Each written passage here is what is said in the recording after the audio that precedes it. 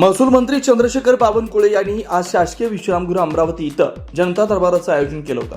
या जनता दरबारात विविध तक्रारी महसूल मंत्री चंद्रशेखर बावनकुळे यांच्याकडे प्राप्त झाल्या।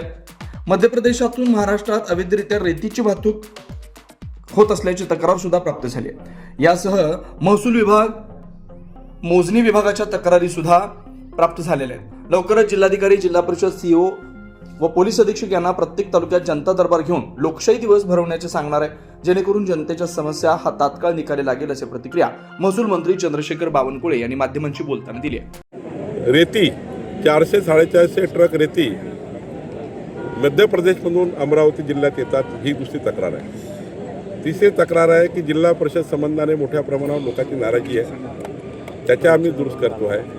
महसूल विभागाच्या काही तक्रारी आहे, त्या ठिकाणी मोजणी विभागाच्या काही तक्रारी आहे।